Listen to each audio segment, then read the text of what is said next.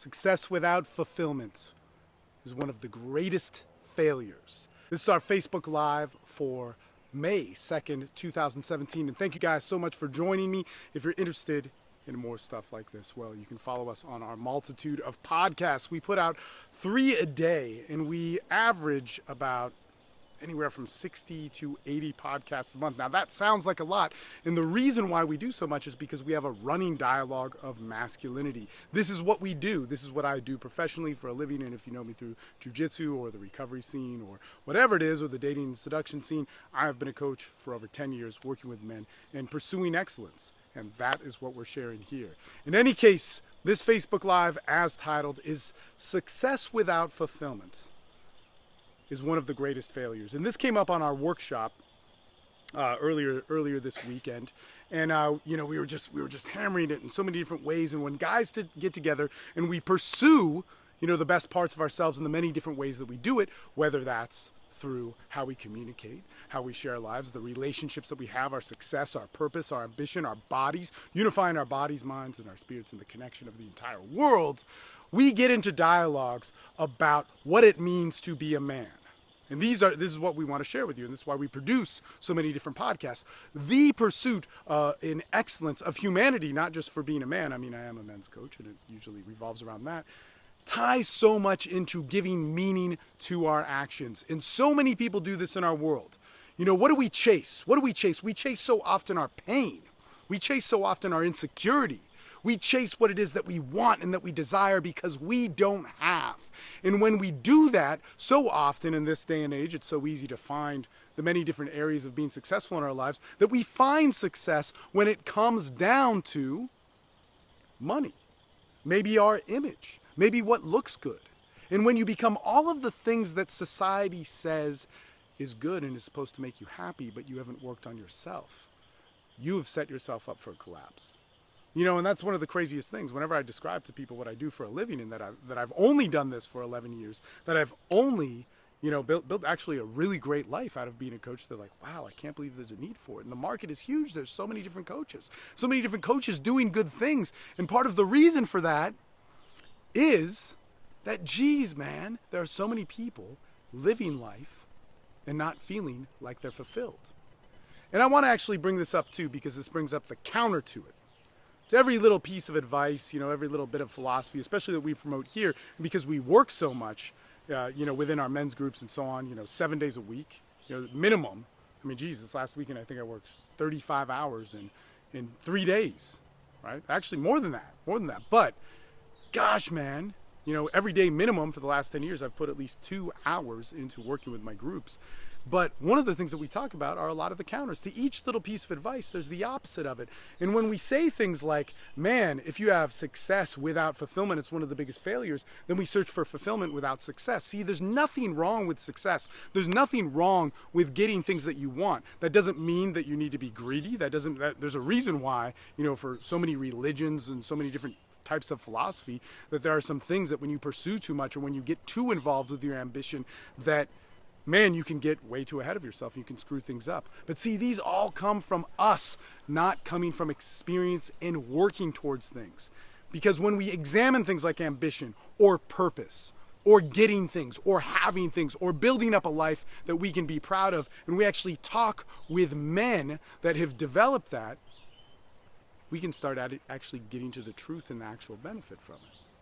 See, if you are living within society and you're somehow sacrificing your needs and your wants to get some sort of, maybe spiritual fulfillment and so on, man, I mean, you have the right to live however you want to live. But in order to be so far outside of society, that takes work. And that's something that I lived through. The pursuit of purpose and meaning, I decided not to have. And then later on, through life and so on, and develop to get them. But so there's always that counter there of that we can't just say like, all right, having things or having money or pursuing money or pursuing different, areas in society that you want to work for are bad things. But when we don't work on ourselves, man, or we come up to the assumption, man, the terrible assumption that if we get something, whether that's respect, whether that's money, whether that's your placement in your career, whether that's some sort of title or a woman or women, a certain sex life and relationship. So many of the different things that guys think, that we think that's going to make us a man. Man, you have set yourself up for one of the ultimate failures. Only somebody that can make that decision is somebody who is so afraid of their pain, of what they might be if they don't have those things, that, man, they will never, never fulfill that void until they look at it. One of the things that I want to promote so much is that it's great to give, little videos and pieces of advice or perspectives and philosophies, and I appreciate all the audiences out there that are listening on iTunes or Stitcher, or you're on YouTube, or you're on Facebook following me. And no offense if you friend me on Facebook and I don't personally know you, or I'm not working with you directly, I'd just rather you go to the follow, because I think there's something wrong with that, man. I have almost 4,000 friends, and I know very few of them, and I should just hack most of those people, because man, why should we worship that? Why, like, we don't know each other. It's like anyway, you get what I'm saying. It's a rule I have, so don't take it personally. But that all being said, I appreciate that you guys are listening to this. But if you're not active, if you're not working with other people, if you're not stepping it up and interacting, I'm not talking about some Reddit forum or some, public group. I'm talking about working with men. Now, let me just tell you how important this is, because I've been doing it for 11 years. When I first started teaching online, with online courses and only online, we made it very different. We had calls, we had interactions, we had accountability. We got to know each other. So much to the point where eventually we all met each other and we all interacted and unified in that sort of way. Locally in Austin, I'm a part of multiple men's groups that meet up and talk and interact. This is fundamental.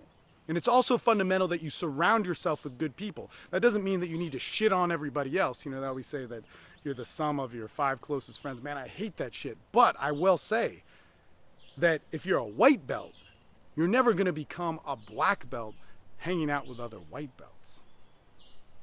If you're a black belt and you want to progress, you're never going to progress if you're only hanging out with lower ranking people.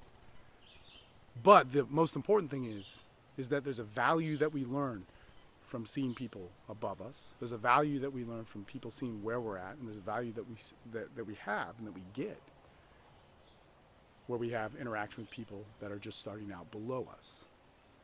Man, and that's what makes a good community. That's what makes self-development.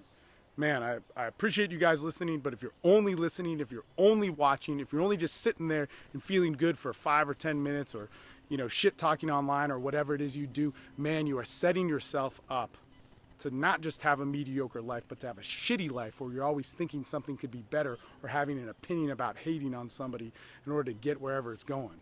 Man, take action. That's what we do. If you're interested in this, there's our free group, our Austin Men's Development Group. If you want to step it up to guys, where we actually interact on those calls, and we have accountability, and we have, a brotherhood of people who get to know each other, care about each other, and who, when you fail, they'll be by your side. And that shit happens, man. There's a couple guys who are going through some heavy breakup splits that are a part of our group. And man, it's a major support system. Man, 24 hours a day, you post something on that Facebook group, the private one for our Men's Development Excellence, man, a phone call will come your way and people will talk to you and interact with you. If you want to do that, check out the Men's Development Excellence course. This is what we do. Guys, man, I encourage other people to start your own groups and to really work at it, man. It's a beautiful thing, and to see people grow together as a team and be your best, man. It's a very possible thing, and there's no shortage of it. Abundance is out there. It doesn't just happen to the select few or whatever, but you do have to work. In any case, work on that fulfillment. Where does that come from?